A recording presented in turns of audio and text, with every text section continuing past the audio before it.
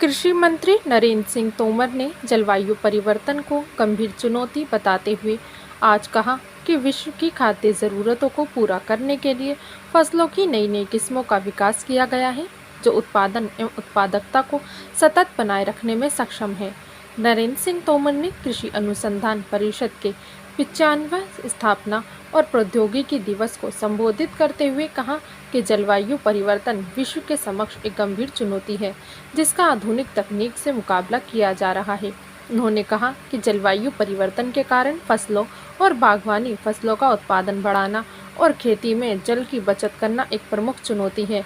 पिछले 7-8 वर्षों के दौरान कृषि के क्षेत्र में तकनीक का उपयोग बढ़ा है और भारतीय कृषि अनुसंधान परिषद में भी इसकी गति को बनाए रखा गया है। कृषि मंत्री ने कहा कि वैज्ञानिक अथक परिश्रम कर प्रयोगशालाओं में नई नई तकनीक का विकास करते हैं, जिसका खेतों तक पहुंचना बहुत ज़रूरी है। इससे सबसे अधिक किसानों को फ़ायदा होगा, जो उसका असली हकदार है। उन्होंने कहा कि एक समय फसलों का उत्पादन बढ़ाने के लिए रासायनिक उर्वरकों के प्रयोग पर अधिक जोर दिया गया था। कुछ क्षेत्रों में किसानों ने रासायनिक उर्वरकों का अंधाधुंध प्रयोग किया, जिसके कारण ज़मीन की उर्वरा शक्ति घटने लगी है। सरकार ने इस परिस्थिति को देखते हुए जैविक एवं प्राकृतिक खेती को बढ़ावा देने का निर्णय लिया है। इससे खेती की लागत कम होगी और ज़मीन की उर्वरा शक्ति भी बढ़ेगी। सरकार ने खेती की इस पद्धति को मिशन मोड में रखा है और इसके लिए बजट में 1500 करोड़ रुपए का प्रावधान किया गया है। नरेंद्र सिंह तोमर ने कहा कि गोवर्धन और पीएम प्रमाण योजना पर भी कार्यवाही की जा रही है। इसके लिए राज्य को आगे आने की ज़रूरत है। जो राज्य रासायनिक उर्वरकों का प्रयोग कम कर जैविक उर्वरकों के उपयोग को बढ़ावा देंगे, उन्हें केंद्र सरकार की ओर से आर्थिक मदद दी जाएगी। उन्होंने कहा कि कृषि वैज्ञानिकों ने फसलों की उत्पादकता और गुणवत्ता में भारी सुधार किया है, जिसके कारण विश्व में भारतीय खाद्यान्नों और बागवानी फसलों की मांग बढ़ी है। पिछले वर्षों 50 अरब डॉलर के कृषि उत्पादों का निर्यात किया गया, जो एक रिकॉर्ड है। उन्होंने कहा कि एक समय देश की खाद्य ज़रूरतों को पूरा करने के लिए फसलों के उत्पादन पर ध्यान था, लेकिन अब वे स्थिति नहीं है। देश में पर्याप्त मात्रा में खाद्यान्नों तथा दूसरी फसलों का भंडार है। कृषि के अलावा पशुपालन तथा मत्स्य पालन पर अधिक ध्यान दिए जाने की ज़रूरत है। पशुपालन 7.7% और मत्स्य पालन 8.8% दर से बढ़ रहा है। इस रफ्तार को और अधिक तेज़ किया जाता है तो जीडीपी में कृषि का योगदान बढ़ेगा और उससे तेज़ी से विकास होगा। पशुपालन, डेयरी एवं मत्स्य पालन मंत्री पुरुषोत्तम रूपाला ने कहा कि घुमंतु पशुपालकों पर अधिक ध्यान दिए जाने की ज़रूरत है। ये पशुपालक ऋतु के अनुसार अपना स्थान बदलते रहते हैं, जिसके कारण इसके बारे में सटीक सूचना होने का अभाव है।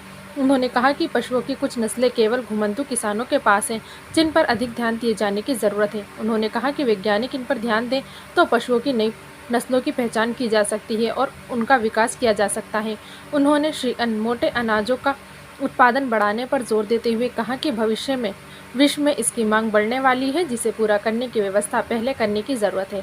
भारतीय कृषि अनुसंधान परिषद के महानिदेशक हिमांशु पाठक ने कहा कि देश में खाद्यान्नों का उत्पादन 33 करोड़ टन और बागवानी फसलों का उत्पादन 34 करोड़ टन से अधिक हो गया है। पिछले 6-7 साल से कृषि विकास दर 4.6% पर बना हुआ है और फसलों का उत्पादन 2.04 टन प्रति हेक्टेयर पहुंच गया है। देश प्रति व्यक्ति प्रतिदिन 2 किलो अनाज उपलब्ध है।